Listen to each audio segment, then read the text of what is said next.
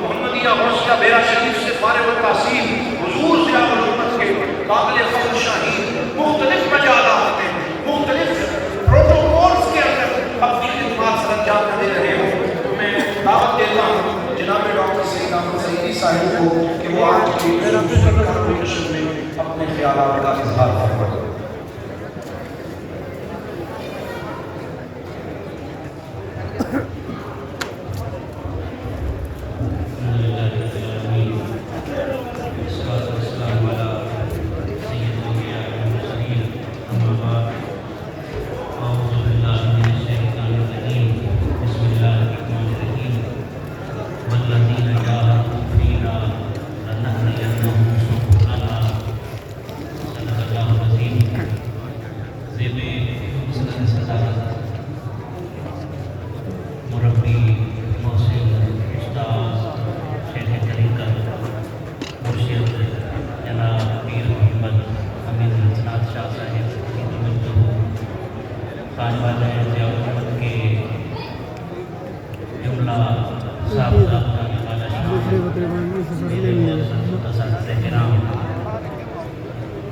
آج کی اس نشست میں بطور چیف گیسٹ شرکت فرمانے والے معزز پرو وائس چانسلر جناب ڈاکٹر محمد سلیم مدر صاحب، پروفیسر ڈاکٹر محمد خالد خان صاحب اسرار پنجاب یونیورسٹی، حضرات علماء کرام، برادران اسلام،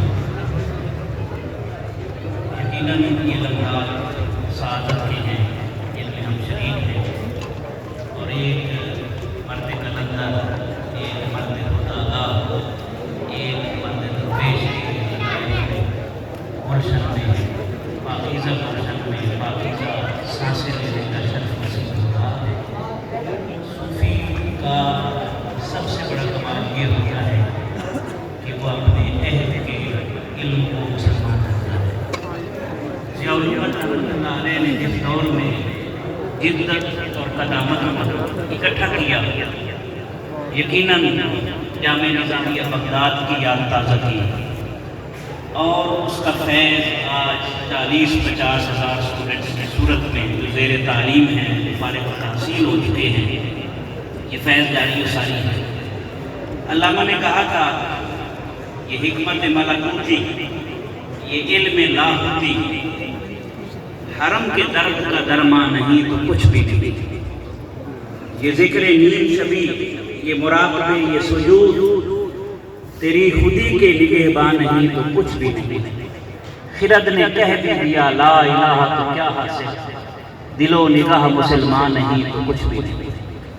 اس میں کوئی دوسری رائے نہیں ہے۔ آج سب سے بڑا مسئلہ جو ہے وہ اس عہد کے علم کو مسلمان کرنے کا ہے۔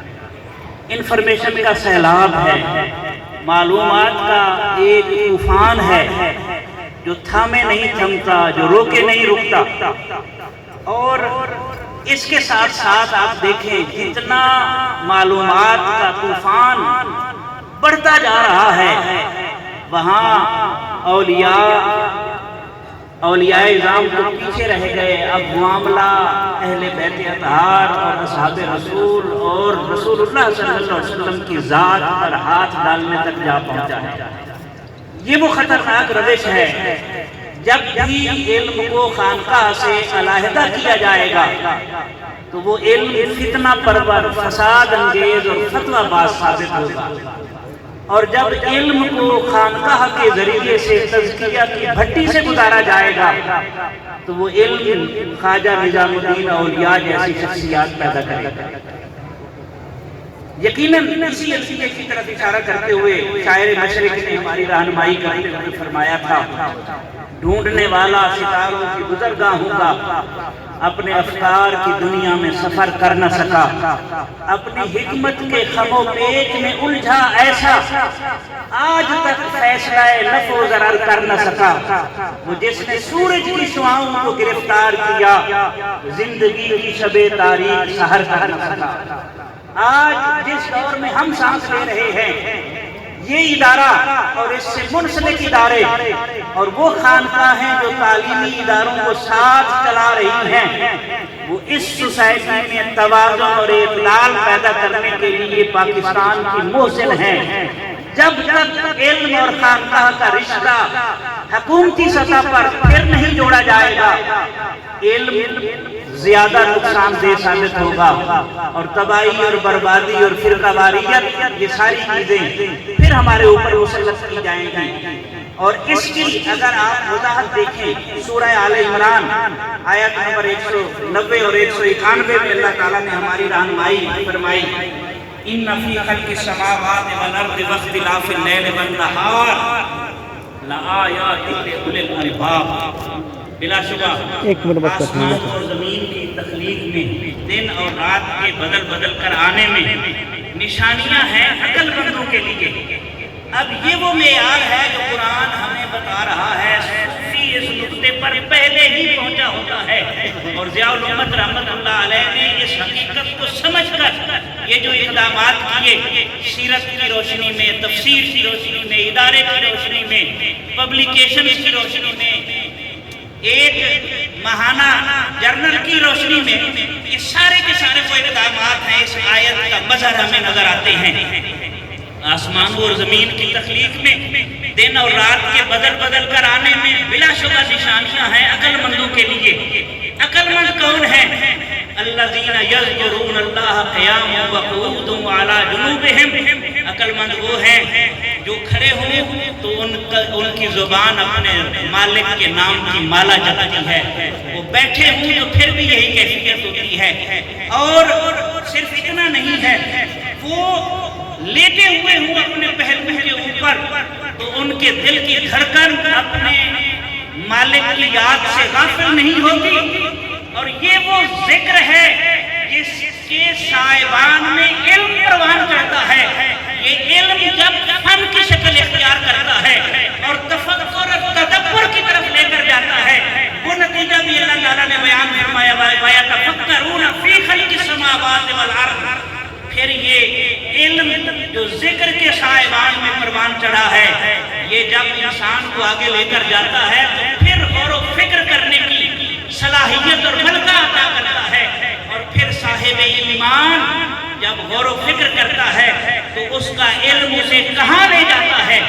ربنا ما خلقت ھذا باطلا، اے ہمارے رب تو نے اسے بے فائدہ پیدا نہیں کیا۔ یہ وہ کو ایگزسٹنس کا نظریہ ہے، بقائے باہمی کا نظریہ ہے جو ہمیں صوفیاء نے دیا ہے، جو توازن اور اعتدال صوفیاء کی فکر نے دیا ہے کہ کوئی چیز بھی اس کائنات میں بے فائدہ نہیں ہے۔ اور یہ وہ حقیقت ہے کہ جب رسول اللہ صلی اللہ علیہ وسلم نے مدینہ طیبہ کو ہجرت فرمائی تو میثاق مدینہ کی صورت میں، صلح حدیبیہ کی صورت میں یہ سارے حقائق نظر آتے ہیں کہ ربنا ما خلقت ھذا باطلا، فنا کرنا مقصد نہیں ہے، تباہی لانا مقصد نہیں ہے، مٹا دینا مقصد نہیں ہے، بلکہ مقصد کیا ہے کہ انہی کے رویوں کو سامنے رکھتے ہوئے ان کی اصلاح کی بھرپور کوشش کی جائے۔ یہ وہ علم ہے جو بقائے باہمی کا درس دیتے ہوئے ایک دوسرے کو برداشت کرنے کی توفیق عطا کرتا ہے، اور پھر انسان کہے اٹھتا ہے سبحانک فقنا عذاب النار، اے ہمارے پروردگار تیری ذات ہر عیب سے پاک ہے، تو نے ہمیں آگ کے عذاب سے محفوظ رکھا، اور محفوظ رکھ ہمیں اس لیے کہ جب گردنیں ناپی جائیں گی، قتل و غارت گری آئے گی، تو قرآن نے یہ اصول پہلے دے دیا ہے کہ جو ایک انسان کا قاتل ہے وہ پوری انسانیت کا قاتل ہے۔ مذہب کے نام پر جو تباہی لائی جاتی ہے، مذہب کے نام پر جو ایک دوسرے کو ٹارگٹ کیا جاتا ہے، یقیناً یہ وہ فکر ہے جو خارجیت کی فکر ہے، جو اسلام سے تعلق نہیں رکھتی۔ تو یہ وہ بنیادی فکر ہے جو اس خانقاہ سے ہمیں نصیب ہوگی۔ دو تین باتیں میں جو فاضلین ہیں ان کی خدمت میں پیش کرنا چاہتا ہوں۔ ایک تو یہ کہ فارغ التحصیل ہونے کا مطلب آپ پورے 9 سال سنتے رہے ہیں، علم کی تحصیل سے فارغ ہونا نہیں ہے، بلکہ ایک سنجیدہ طالب علم بنے ہیں، اور یہ سفر ابھی شروع ہوا ہے آپ کا، اور کم از کم 10-12 سال آپ کو مزید درکار ہوں گے کہ آپ اپنا ایک فیلڈ سلیکٹ کریں۔ فقہ میں جانا ہے، حدیث میں جانا ہے، سیرت میں جانا ہے، تصوف میں جانا ہے، معاشر مسائل میں جانا ہے، یہ پہلے منتخب کریں، پھر 10-12 سال اس میں مطالعہ کریں، پھر جا کر کوئی 1-2% ایسے لوگ تیار ہوں گے جو اجتہادی بصیرت رکھتے ہوں گے، لیکن جو 10-12 سال لگائیں گے وہ ضائع نہیں جائیں گے۔ آپ اپنے فیلڈ کے ایکسپرٹ ہوں گے، آپ اصحاب ترجیح میں شامل ہو سکتے ہیں، آپ اصحاب تفریق میں شامل ہو سکتے ہیں، لیکن یاد رکھیں اجتہاد کا منصب بڑا منصب ہے، اس کے لیے تو زندگی لگانی پڑتی ہے۔ اس وقت فقہ اسلامی کا ذخیرہ اگر ہم نے اجتماعی فقہ کی تدوین نہ کی تو یقیناً یہ سارا ذخیرہ غیر معتبر ہونے کا خطرہ پیدا ہو چکا ہے۔ پہلے مستشرقین نے قرآن پر ہاتھ ڈالا، پھر حدیث پر ہاتھ ڈالا، پھر سیرت پر ہاتھ ڈالا۔ اس وقت فقہ اسلامی ٹارگٹ ہے اور یہ کام ادارے کر سکتے ہیں۔ ہمارا دارالفتاء بڑا مضبوط ہے اور مفتی صاحب جیسی وکیل علمی شخصیت موجود ہیں، ان کی سرپرستی میں ایک بورڈ بنایا جائے جو فتاوی عالمگیری کی طرز پر، جو مجلۃ الاحکام العدلیہ کی طرز پر ایک اجتماعی فقہ کی تدوین جو اس وقت کا تقاضا ہے اس کو پیش نظر رکھے۔ اور پھر اس کے ساتھ ساتھ ایک اور چیز جو ہمیں پیش نظر رکھنی چاہیے، اور ہماری خانقاہ نے، اس خانقاہ نے، اس تعلیمی درسگاہ نے ہمیں سبق دیا کہ اسلام رد عمل کی نفسیات سے روکتا ہے۔ ہم رد عمل دینے والے نہیں ہیں، ہم عمل کرنے والے ہیں۔ ضیاء الامت رحمۃ اللہ علیہ نے جس فیلڈ میں کمی دیکھی آپ نے وہ اقدام کیا ہے۔ ہمیں رد عمل دینے کی ضرورت نہیں ہے، ہمیں عمل کرنا ہے لِيَبْلُوَكُمْ أَيُّكُمْ أَحْسَنُ عَمَلًا، کہ تاکہ ہم معیار کے اوپر پورا اتر سکیں۔ اور پھر اس کے علاوہ آخری بات یہ ہے، ایم فل اور پی ایچ ڈی کے ذریعے جدید تعلیمی اداروں میں جا کر ابلاغ و تبلیغ اور اصلاح اعمال کی جو کوشش ہے وہ کرنا وقت کا اہم قدم ہے۔ اس وقت پنجاب یونیورسٹی میں پروفیسر اسلم صاحب تشریف فرما ہیں، یہ میں ان کا بہت زیادہ شکر گزار اس حوالے سے بھی ہوں۔ رات ان کے بھانجے کی شادی تھی، یہ بی جی خان گئے 3 بجے یونیورسٹی میں سلیکشن بورڈ تھا، فارغ ہو کر پھر رات کو وہاں سے نکلے اور صبح 4 بجے واپس پہنچے کہ میں نے کانوکیشن میں شرکت کرنی ہے۔ ہم تہ دل سے ان کے شکر گزار ہیں۔ تو میں عرض کر رہا ہوں اس وقت پنجاب یونیورسٹی میں ترجمہ قرآن کی کلاسز شروع ہو رہی ہیں اور یہ ہر یونیورسٹی میں سلسلہ شروع ہوگا۔ وہاں اپنے آپ کو پیش کریں، اپنی صلاحیتیں پیش کریں۔ وہاں ایم فل عربی یا ایم فل اسلامیات اگر کسی کے پاس ہے تو وہ ترجمہ قرآن پڑھانے کی صلاحیت رکھتا ہے، یہ ایک پہلو ہے۔ اور اس کے ساتھ ساتھ میں اپنے آنے والے معزز مہمانوں کی خدمت میں یہ بھی عرض کرتا ہوں، میرے سینئر ہیں، میرے محسن ہیں، کہ ایک دارالعلوم محمدیہ غوثیہ ہے، ایک الکرم انٹرنیشنل انسٹیٹیوٹ ہے۔ پنجاب یونیورسٹی کے ساتھ کافی سارے کاموں میں ہم اکٹھے چل سکتے ہیں، مشترکہ 2 سیمسٹر ادھر پڑھائے جائیں، 2 ادھر پڑھائے جائیں، اس طرح بھی ہو سکتا ہے۔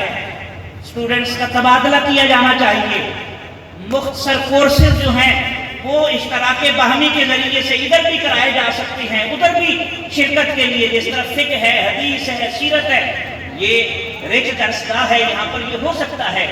جو جدید چیزیں ہیں جیسے لینگویجز ہیں، اس طرح کے دوسرے جو پروگرامز ہیں وہ پنجاب یونیورسٹی اگر آفر کرے یہاں کے نوجوانوں کو، یہ ایک معادلہ ہوگا، سپلٹ ڈگری پروگرام ہو سکتا ہے۔ کافی ساری جہتیں ہیں، جب رجسٹرار صاحب تشریف لائیں گے تو اس حوالے سے ضرور وہ ہماری رہنمائی کریں گے۔ میں بارے دیگر اپنے مربی، اپنے محسن شیخ طریقت قبلہ پیر محمد امین الحسنات شاہ صاحب، اپنے جملہ اساتذہ خانوادہ ضیاء الامت کے جملہ چشم و چراغ اور جملہ اصحاب طریقت و ارادت کا میں شکر گزار ہوں کہ یہ موقع اللہ تعالیٰ نے عطا فرمایا۔ بات جہاں سے میں نے شروع کی تھی وہیں پر میں ختم کرنا چاہتا ہوں کہ اپنے عہد کے علم کو مسلمان کریں، یہی ہمارا فرض ہے، ورنہ علم ہی سب سے بڑی تباہی لائے گا۔ اس لیے کہ آدمی دید است و باقی پوست است، آدمی تو محبوب کے دیدار سے عبارت ہے، باقی تو گوشت پوست ہے۔ دید آباشد کے دید دوست است، اور دید بھی وہ جو محبوب کی دید ہو۔ اور یہی بات شاہ سلیمان توسوی رحمۃ اللہ علیہ جب تہجد کے وقت سماع سنتے، ایک دن قوال نے یہ شعر پڑھا اور پھر دیر تک کیفیت طاری رہی کہ پریم پیالہ اساں ہس رس پیتا سانو جو کچھ کیتا تیرے نینا کیتا. اور یہی بات اقبال نے کہی، خرد کے پاس خبر کے سوا کچھ اور نہیں، تیرا علاج نظر کے سوا کچھ اور نہیں. علم کی لگام کسی شیخ کامل کے ہاتھ میں دے تاکہ یہ آپ کو گمراہ نہ کر سکے، یہ آپ کو گرا نہ سکے، بلکہ آپ کا علم بھی نفع بخش ہو جائے اور آپ کا وجود بھی نفع بخش ہو جائے. وما علیہ الا البلاغ.